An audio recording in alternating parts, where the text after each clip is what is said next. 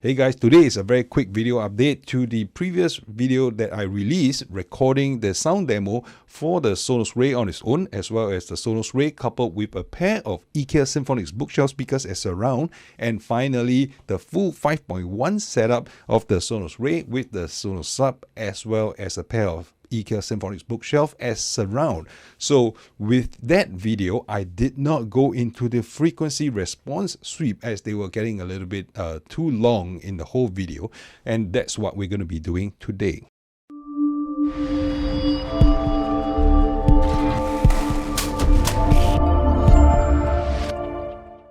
Now, the Sonos Ray is actually meant to be a budget soundbar. It costs $279 US, well, budget in terms of Sonos, because the Sonos Beam Gen 2, which is Atmos capable, retails for about $450, and the Sonos Arc, which is a much larger Sonos soundbar, Atmos capable as well, comes in at $899, close to $900.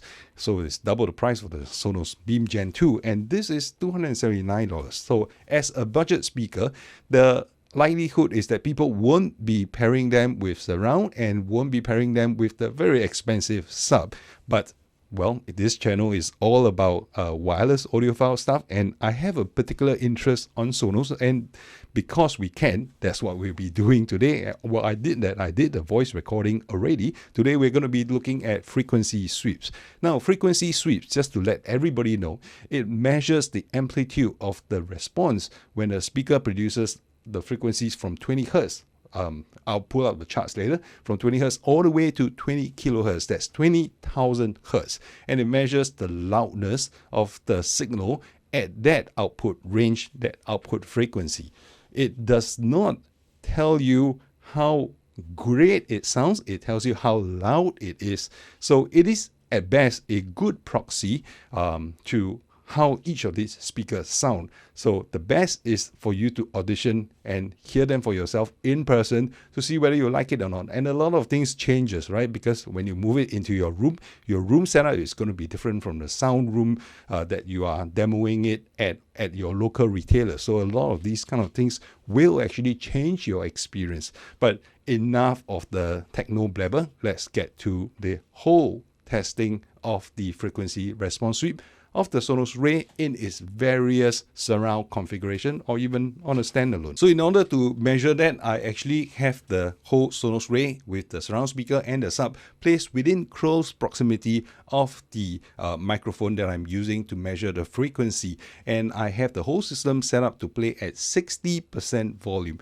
Now, in your setup, your speakers aren't going to be that close to you. It's definitely not within 1 and 2 feet of your listening position. It's going to be a little bit spread out. It's going to be a little bit further out. So if you see peaks like 105 dB, it is all relative, yeah, because the mic is actually very close to the speaker, so that I can see the difference in the response. When you deploy in your position at 60% volume, you are unlikely to hear 105 decibels in terms of sound output, just to manage your expectation a little bit. Now, the average Sonos Ray buyer is likely to want to upgrade their TV sound, and therefore they're buying into the Sonos Ray. One other use case of the Sonos Ray actually is to produce stereo sound for music, because the soundbar, it has 4 drivers, 2 on each side, and 2 of them are for bass drivers, 2 of them are for treble, right, for the higher frequency. And it's also using a ported design. In other words, there are ducted ports inside, which allows air to flow through, which actually helps enhance bass. Now, if you're going to be staying around to look at the frequency response chart, you will see that the bass actually is not too shabby. Not the best, but not too shabby. Now, without further ado, let me just pull up the first chart. Now, this first chart in blue is actually the frequency response of the Sonos Ray on its own. That means it's not paired with the surrounds, not paired with a subwoofer. You will see that there is a peak of 105 decibels, and that is about 170, 180 hertz also. Now, 100 odd hertz, 200 hertz is like a bassy male voice, a deep male voice, and as you keep going up the frequency registers, hitting into 3, 4, 500, even 1 or 2 kilohertz, that could be the more female voice and a little bit more sharper, a little bit more shrill sounding, but typically the voice energy carries through from 100 plus hertz or so, and in that respect you'll see that the Sonos Ray on its own actually does pretty well, all the way up to even 300 hertz or so. But if we look at the bass response, you'll see that actually it starts tapering off at about 70 hertz. If I cut off at 70 hertz, the maximum bass output at 70 hertz is at about 92 decibels. Not too shabby. You will still hear something. It is not that you won't hear bass at all.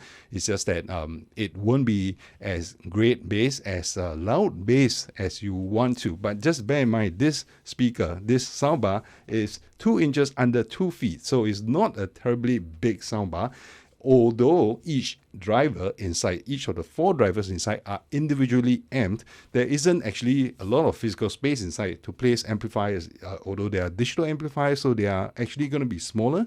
But you are not going to get that kind of output at the bass registers because the drivers are going to be a little bit smaller anyway. It is helped by the air ducts, which are the ports, which enhances bass at the lower frequency, but there is still a limit, right, in terms of the physical size of the soundbar on its own.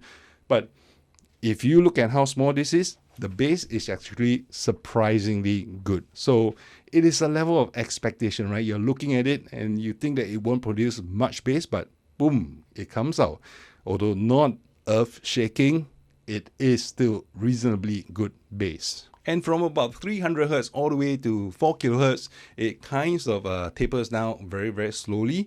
At about 4 kHz, 5 kHz, all the way to 11,000 Hz, 11 kHz, you actually hear that it starts moving down. Now, human response, right? The moment you hit, depending on your age, of course, for me, the moment I hit about 16, 17 kilohertz, I kind of like don't think I can hear much else anymore.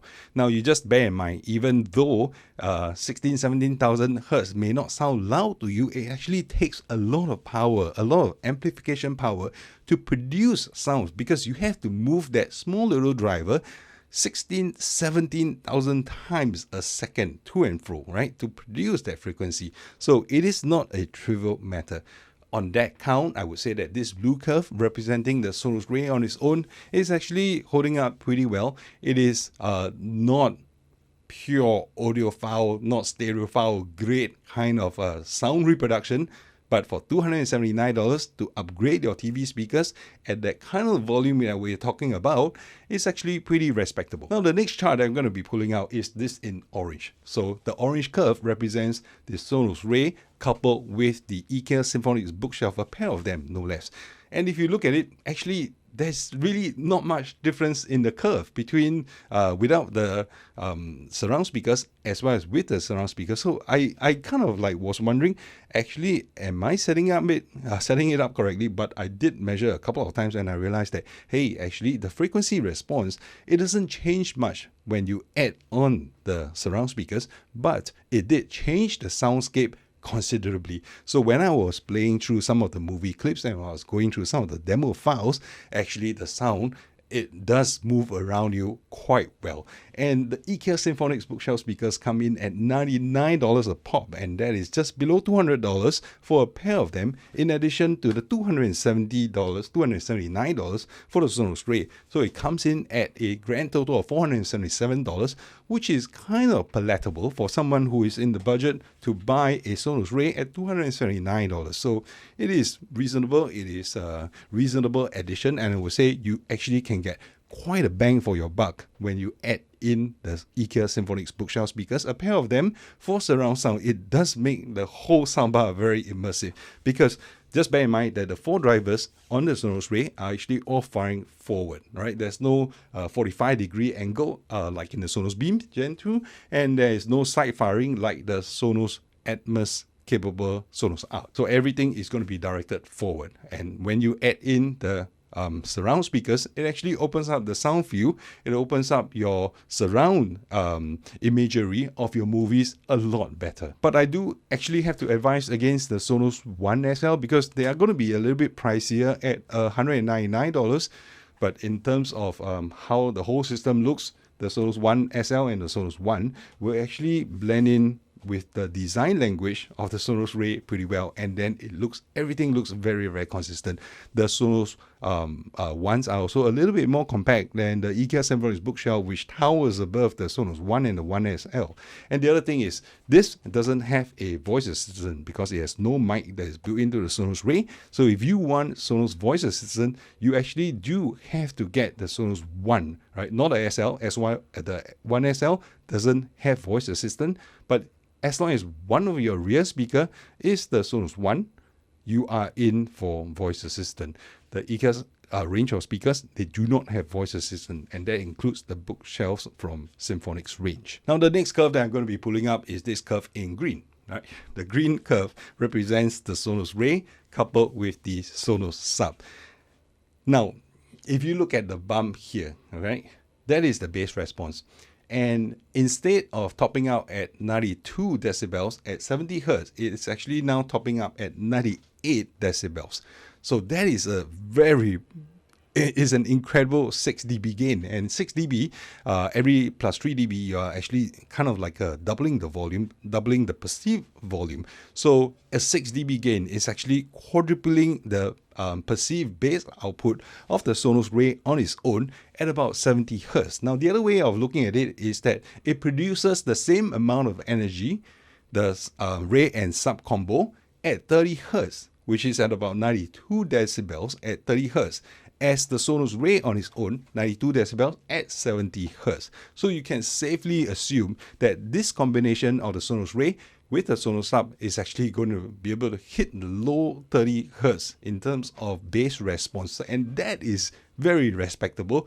If you are into movies, especially the action-packed movies, then you will be in for a treat. But you will notice that actually there is a dip below 100 Hz and above 70 Hz. So it does look as though the crossover has been set to 100 Hz, but the sub is not picking up the duties until it hits about 70 Hz. I think it could be a tuning problem. I have not done true play on any of these because I just wanted to test it like how it is for everyone in stock configuration. EQ, everything is flat. Loudness has been left on by default, but I've made no other changes, right?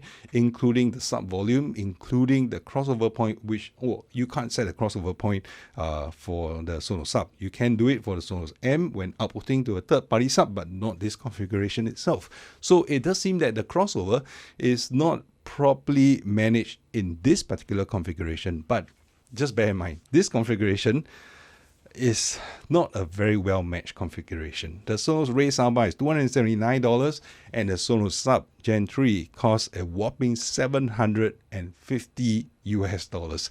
So at that kind of price range, you are putting the whole system price to beyond $1,000, which is $1,029 thereabouts, right?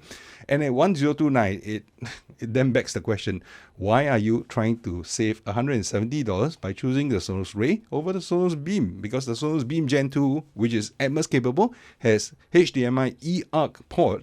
It actually just retails for $449, which is just $170 more than the Sonos Ray. So if you're going to be adding a $750 sub, then I guess $170 price difference for the soundbar doesn't really make a lot of difference already. So this particular configuration is not truly a very viable configuration for most people. Most people won't end up choosing this particular configuration. But let's assume you have already done the crazy thing and you have added a sub to the Sonos Ray. Then what about the sub with the Sonos Ray coupled with the Ikea Symfonisk Bookshelf as surround? So it's a true 5.1 surround setup, full setup. And that is the last curve that I'm pulling up here, which is the curve in red. And again, you see that there's actually very little difference when it comes to the configuration before that, which is just the Sonos Ray and the sub. So throughout the whole range, you maybe at the bass frequency here, you'll see that it actually tops up at 99 decibel instead of 98 decibel at 70 hertz. Again, the difference could be a measurement error, but I've done a couple of tests before averaging them out. So the difference is actually less than 1 dB, which in most cases, you won't be able to tell the difference. If I don't tell you which system is which, you can't actually tell the difference.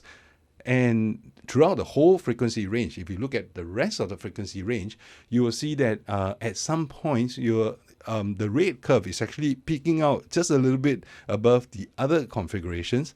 And that particular configuration, you are looking at less than 1 dB difference. So for all intents and purposes, really not a significant difference at all. But what really makes the whole enjoyment of the system very significant is the addition of the surround speakers, because the surround speaker opens up the soundstage tremendously. Of course, your bass is now taken care of, but if you added the surround sound speakers, you are actually getting yourself a very engulfing, a very enveloping soundstage where you are able to enjoy your movies a lot more. And almost all the streaming services out there, they are actually surround sound encoded when it comes to any of the movies, and in fact most of the series as well. So you will be able to enjoy that configuration quite a little bit more than if you were to spend additional $750 for the sub to add to the $270 soundbar from Sonos.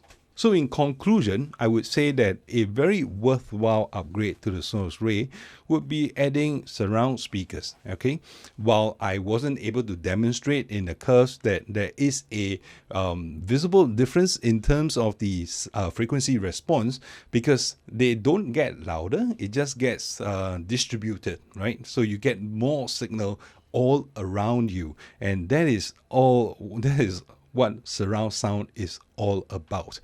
Adding the Sonos Sub, of course, I was able to demonstrate the difference in the frequency response at the lower registers between 70 and 30 hertz or so, but you're gonna have to spend $750 to achieve that difference. I would say, personally, if you ask me, add the surround before you add the sub if you are into looking for a Sonos Ray. If you know you're going to get a sub anyway, do yourself the favor, just get a Sonos Beam or get a Sonos Arc. Actually, either way, or any of the three soundbars that you invest in from Sonos, they're going to bring a smile to your face, and I'm pretty confident of that. And speaking of the Beam, maybe we should be doing a video that compares the Sonos Ray with the Sonos Beam. So in case those of you who are deciding on which to buy, it might make your buying decision a little bit simpler. Now, if you are interested in that kind of videos, do consider subscribing to this channel. Ring the notification bell so if I do release those videos, you can be notified. This channel focuses a lot on different kind of tech. It's not limited to wireless audiophile products, because I have a wide interest in electronic products. Anything that runs on electrons or batteries or electricity, I like them all. But there is a focus on wireless audiophile products, and there's a special focus on Sonos. I'm trying to avoid sounding like a fanboy, but I actually do like Sonos products tremendously. So for those of you who have benefited from this video, if you could consider dropping some coffee money my way, make a small contribution to my coffee fund. I will be linking my QR code here. This is a Patreon QR code. If you scan this, it will bring you to my Patreon page where you can make a small contribution to my coffee fund. For those of you who don't want to go through the hassle of going on Patreon, you can directly on this video leave a super thanks, which you can make a small one-time contribution to thank me for the videos. Otherwise, you are still welcome to share. I do not differentiate content between contributors and non-contributors. If I do leave any affiliate links, that is also one way that I can help generate funds to run this particular channel. Otherwise, watch the ads that YouTube streams to you. That also helps generate some small income for the channel to keep running. These kind of things aren't cheap. I've got a new mic, and the mic costs money as well. I mean, granted, you will watch me even if I have lesser audio, lesser video. Oh, and this is on a new Sony FE 24mm f1.4 G Master lens. Again, probably didn't need that, but it is one of my many hobbies. So do indulge me, and I will see you in my next video. And before we end this video, I actually have a real question that I want to ask, right? We're looking at pairing the Sonos Ray with a Sub Gen 3. The Sub Gen 3, on two counts, on count of size and on count of price, is actually very unmatched to the Sonos Ray. So are they going to be releasing another sub? So the real question is there a cheaper sub for the Sonos Ray? Is there a cheaper sub for the Sonos Beam Gen 2, which is a smaller soundbar than the Sonos Arc? And is there a smaller sub for both of these smaller soundbars? I think that is a segment in the market that is sorely missing, and I am actually pretty confident that this will be the next product that Sonos is going to be launching. Again, don't mark my words, okay? This is just my personal opinion. I've done a video, which I'm going to be linking up here, which I have speculated on the Sonos Sub Mini, which could come in a small cylindrical shape format. So do check out that video if you are interested. Stay around the channel. If you have any questions, shoot them in the comment section down below, and I will see you in my next video.